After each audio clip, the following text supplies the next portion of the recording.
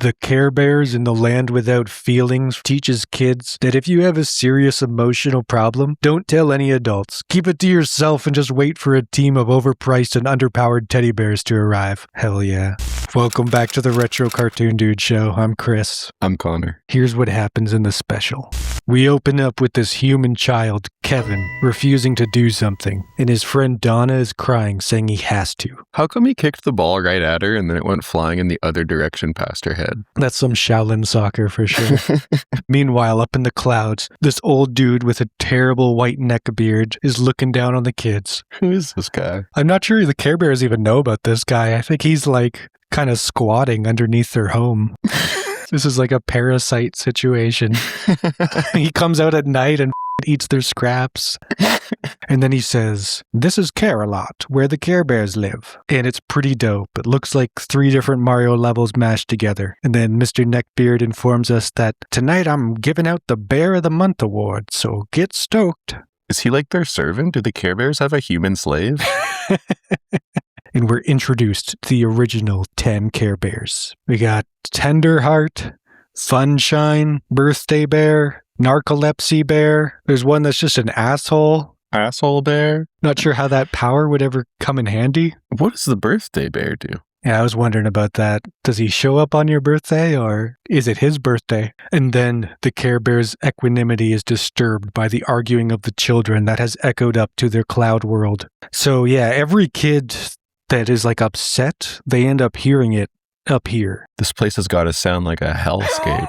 Just constantly disturbed by the wails of all of the world's children. And Love-a-Lot Bear is like, this negativity is really f***ing up my vibe. So she takes a heart shovel and digs a hole in the clouds, and they take a gander down. And back down with the kids, we get more of the story. Kevin is like, "I don't want to move. My parents can't make me." And Donna drops the hard truth on our boy, saying, "Parents can make you do anything." And Donna's like, "I don't even like you, Kevin. My parents make me hang out with you because your family's rich." She's like, "Yeah, it'll be fine. You'll make new friends." Yeah, parents can make you do anything. I think I hear your mom telling you to f*** off. And Kevin is like, "I'm going to run away. I don't care about anything." And the eavesdropping Care Bears are like, "What the hell did that little brat just say? He doesn't care? That's our whole thing." So they cruise down in their old Cloudmobile. And Donna's like, "Holy crap, who are you guys?" And the Care Bears explain the concept of Care Bears. They're bears and they care. Enough said. Kevin is like, "Oh yeah? Well, can you stop my parents from moving?" And the Care Bears are like, "No. But we can make you feel better with the symbols on our tummies." Not really the same thing. Yeah, that's great. You have a nice symbol on your belly. What is that, a tattoo? Like, that's not really doing much for me. I'm got a serious situation here. We're going to Hoboken now, and I'm never going to see Donna again. So can you do something about that, please? Check out my tramp stamp. It's a heart. And Kevin is very skeptical about all this. He's like, "I don't know, guys. That seems pretty dumb. I'm going to leave." And the Care Bears are like, "Damn, let's give up." So they Cloudmobile back home.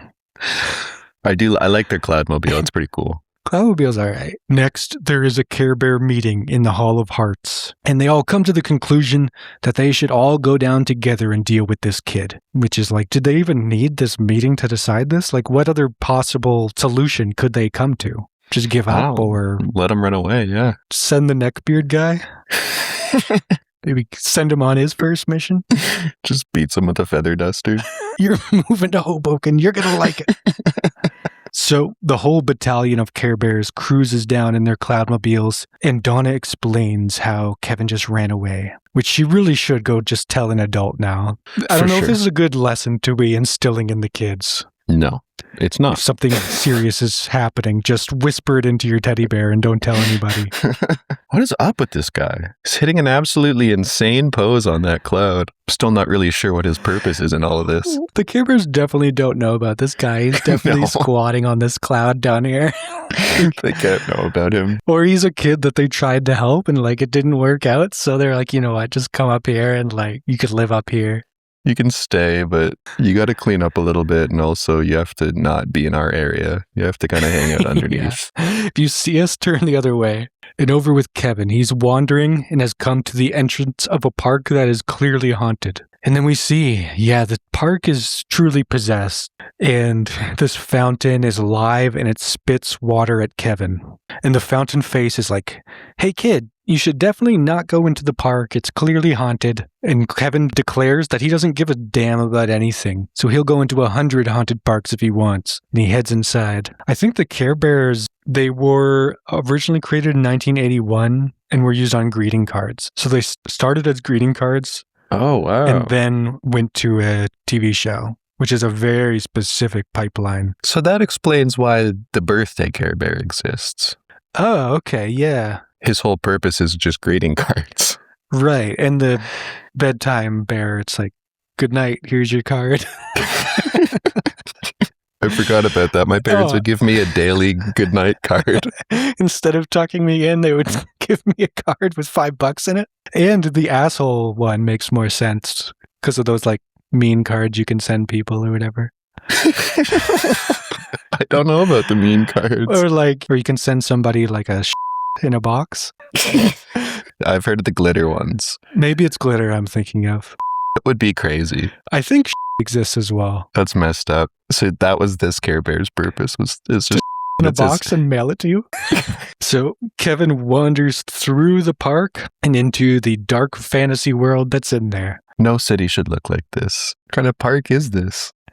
Yeah, this is a terrible place to have a park. In the most haunted section of land ever created.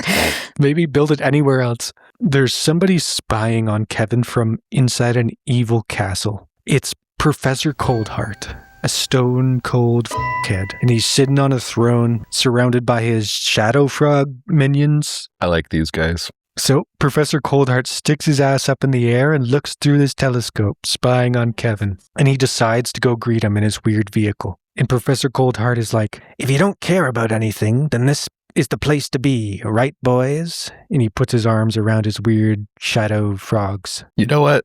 These guys are my gusher.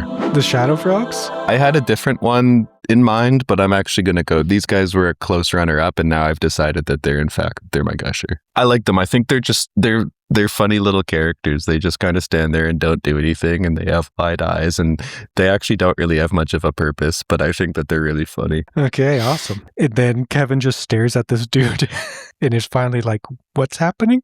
And Professor Coldheart launches into a song and dance where he's screaming and explaining that he's Professor Coldheart, and it's a really rough listen. Some sound advice, be smart! Don't mess with the professor! Clever Coldheart! Yeah, especially because this guy's also was talking about how he doesn't care about anything, and if you don't care about anything, you're not going to have a whole song prepared about yourself. I think you actually care a lot. If you truly don't care, don't do a song. He kind of sounds like that, have you seen that video of the scientist who's trying to get this voice actor to do caveman sounds? No. Oh my God. You gotta see this. Let's try male human voice, count over 3. 1, 2, 3. Just pitch up your voice. 1, 2, 3. Let's just add a bit of nasal now. 1, 2, 3. Now, the other thing that would be happening, which would actually increase that What is this? quality, Pause it. is a So this woman's a scientist and she believes This woman's not a scientist. she's so smart. She believes she knows exactly what the Neanderthals sounded like. And this guy's like a voice actor, I think, who... And you saying they Very sounded heavy. like 2, 3. this? now the That's not even the final form. It keeps other going. thing that would be happening, which would actually increase that quality, is a very heavy skull that seems to pull down into the throat there.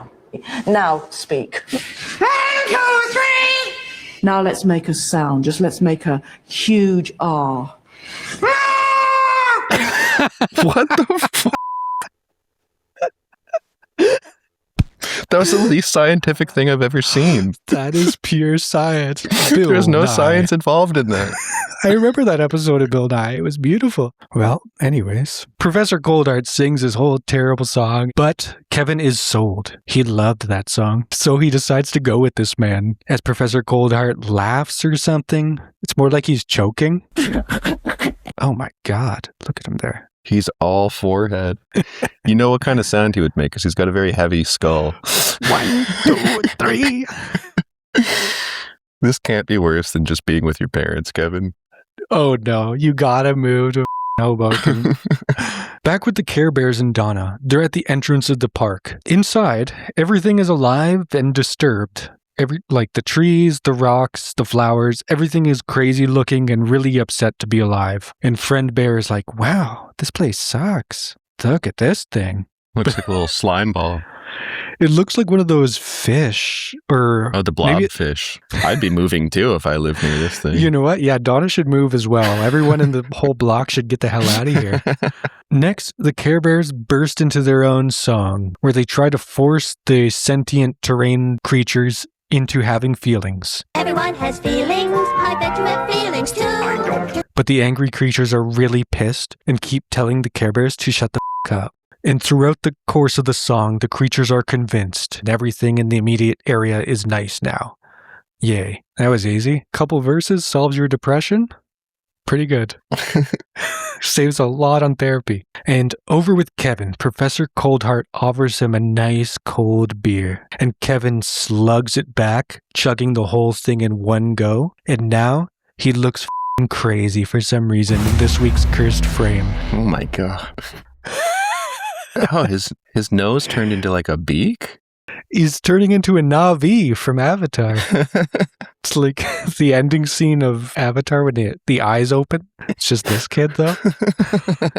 Yeah, he looks truly deranged after taking a sip of that. That beer put some hair on his chest. If your first sip of beer does that to you, you just became an alcoholic.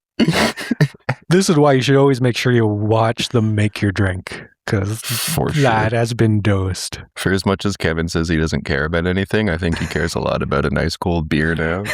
And this week's Cursed Frame is brought to you by our Patreon. For $5 a month, you can support the show. But not only that, you get a bonus episode every month. Hell yeah. And thanks to Patreon supporter Danny for recommending this one. Yes, good shout. Back to the cartoon. Kevin is transformed into one of the Shadow Frog things. Damn. And this is where I'm going to drop my gusher. Because my gusher is also the Shadow Frogs. Oh. Plot twist. But I have something different to say about them, so I thought I would keep it separate. Okay. As I think the Shadow Frogs are a pretty effective metaphor for depression. How it saps your identity. Like this kid has been turned into this void of a character. And then throughout the episode, we see these Shadow Frogs are not like actively evil. They're mostly just like standing around blinking, just existing, but like not participating in existence. Back with our heroes, one of the trees is catching the gang up with all the necessary exposition about this place and the fact that Professor Coldheart exists and he's a nefarious bastard. I was kind of curious. This is random and maybe not that important, but I was kind of curious about how they did the animation for that tree face, because it looks like they've kind of layered the face on top of the tree. Yeah, and then kind of feathered it onto there, which is just curious. I just thought that was interesting. I wonder what the process for putting that together is and why they did it that way. That's interesting. Maybe so they could sort of use the same facial animation on multiple trees. Probably, yeah. And just blend it in there. Yeah. That's a good little corner to cut. So the Care Bears arrive at a lake and they need to cross it. Luckily, this one bear can spawn hearts out of his chest and he throws them out into the lake, creating a path they can hop across. It's the last thing I would expect that guy to be able to do. He could spawn little floaties. That's got to come in handy at least once. Oh, he's great at a pool party. But Professor Coldheart retaliates by using a fan to blow them off the hearts. And then he sets the fan to AC mode and it freezes the lake, trapping some of the bears in the ice. And the bears that are stuck in the ice are just like, well, whatever, just leave us behind. And the other bears are like, okay, cool, peace. And they leave their friends behind, half frozen in the ice. They're not worried about it at all. I guess, yeah. Care Bears just, like, they get picked off in every mission, I guess, probably. There's hundreds back up in the cloud place. Yeah, they must, like, rematerialize back up in the clouds or something. They've got infinite lives. I always think they just go through so many. That's why they're getting into such niche specialities. You got Birthday Bear. It's because Love Bear died years ago. Oh, Happiness Bear, he got his head chopped off in the 60s. It was crazy. Tried to help some hippie kid. Next, the bears are walking, and eventually one of them is like, "Where's Bedtime Bear?" And they realize they lost him at some point because he fell asleep. And yeah, they're just getting picked off one by one. This is like a Willy Wonka factory situation. Yeah. For Care Bears. Like a horror movie. If one guy in your crew is just, his whole thing is falling asleep at inconvenient times, like, cut him loose, you know? He needs medical attention. He needs like a CPAP machine or something. Like he's not sleeping right. We've got CPAP Bear. Or he's got like a sleeping pill addiction or Yeah, maybe he's popping pills behind their back. Him and the neckbeard guy just go down beneath the clouds and pop a bunch of pills. They're just snorting sleeping pills, losers. Dirtbags. Then the Care Bears come to a cliff, and they don't see it for some reason until they are right at the edge. The bear with the rainbow on her chest is like, "Step aside, folks. I got this." And she spawns a rainbow slide. So you obviously didn't need to be hopping across the pond on little hearts. You probably could have made a rainbow all the way to the top of the tower. But back over with Professor Coldheart, he has a light beam that's the perfect thing to destroy a rainbow. Great. Of course he does. Rainbow's one natural enemy, light beam. And the rainbow is destroyed, and two of the bears that were mid-slide are seemingly killed and fucking evaporated into the light beam. They're just dematerialized. God. Luckily, they just fell, I guess, onto a rock ledge, and they're like, "We're fine here, you keep going." They're like so quick to leave each other behind. And we know that they've got the adequate power to like get off this ledge. This isn't really a huge problem for them, I think. Just do another rainbow slide up there. Make a rainbow ladder or something. I don't know. I'm sure you guys, between the four of you, can figure this out. Care Bears give up really easily. Yeah, that's surprising for them. They love giving up. As soon as they get an out, they're like, "Oh yeah, this is my turn to give up." So now there's only two bears left, and they come across the bubbling swamp of sadness. Luckily, the heart bear spawns a heart, and this time it's a helium heart, and they float across the swamp. Unfortunately, Professor Coldheart launches a dart that was perfectly aligned, and it pops the balloon, dropping one of the bears into the swamp, and the other's hanging on a tree. And of course, the one in the swamp is like, "Just leave me here to die. It's no big deal." The final bear is like, "Great," and continues the journey. So the final bear, Tenderheart, reaches a mountain and begins scaling it, free solo. And he's using hearts as climbing aids, like stabbing them into the mountain. That's pretty cool. Unfortunately, Professor Coldheart has something for this too. This guy's thought of everything. Yeah, for somebody who claims not to care about anything, he's putting a lot of effort into his stopping the Care Bears. He cares a lot about impeding them. Which I think is typical. If somebody's telling you something like, "I don't care," I think you probably care a little bit. Yeah, especially if they do a whole song and dance that says "I don't care." Yeah, it's like you've been rehearsing this for quite a while, so projecting pretty hard. It's pretty clear that you care quite a bit based on the choreography.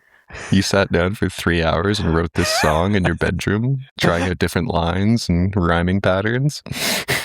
You did your vocal exercises. 1, 2, 3.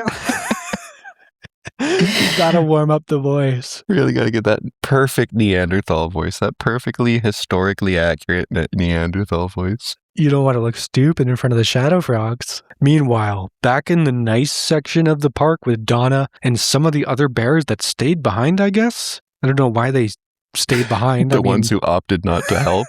And then the wish bear is like, "I know, I'll do a wish. That's my thing. I wish we could fast travel to the castle and be at the end of the episode." Oh, look at Donna. She's concentrating on the wish. She's really concentrating. You ever wish so hard you yourself? That's what's going on here. And yeah, voila, the wish comes true. And not only have they traveled there, all of the Care Bears are transported to the castle instantly, which is... All right. That's something you could have done right at the beginning. This episode could have been about 5 minutes long. Wish for Professor Coldheart's head to explode. Wish for Kevin not to be in that tower. I wish Kevin was already in Hoboken. And he had no say in the matter. Wish that guy with the neck beard stopped hanging out around our place. Yeah. He always eats the crust of my sandwiches. I was saving it.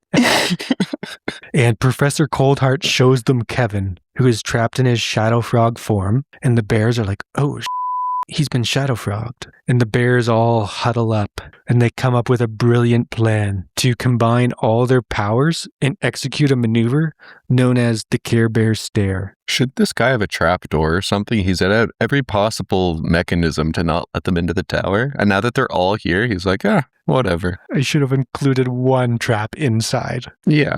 That's an architectural failure. Look at this Care Bear just pick up his gut. Ooh. Oh. That is unattractive.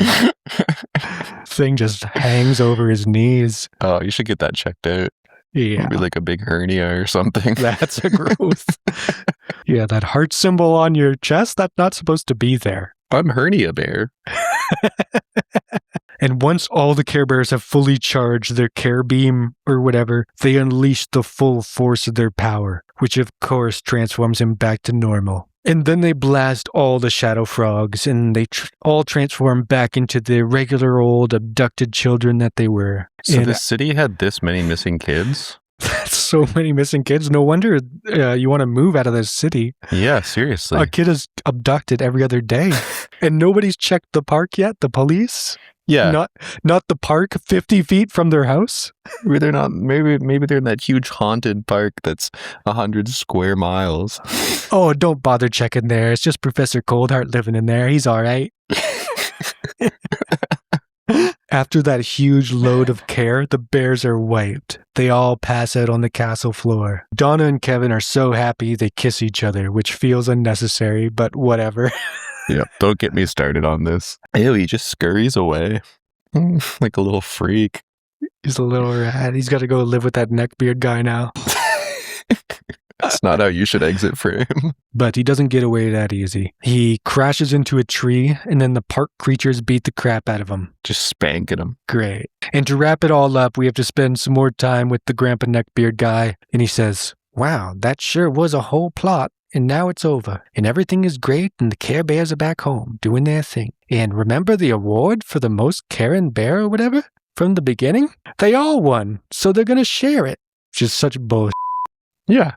There was some bears were obviously more useful and caring than others. Some didn't even participate. To say that Asshole Bear or Sleepy Bear were just as effective as the other bears? Yeah, that's insane, and that makes me think the whole Bear of the Month award is rigged. And there's only one person who gets to vote, and it's the neckbeard guy, and every time he votes for all of them because he doesn't want to upset anybody.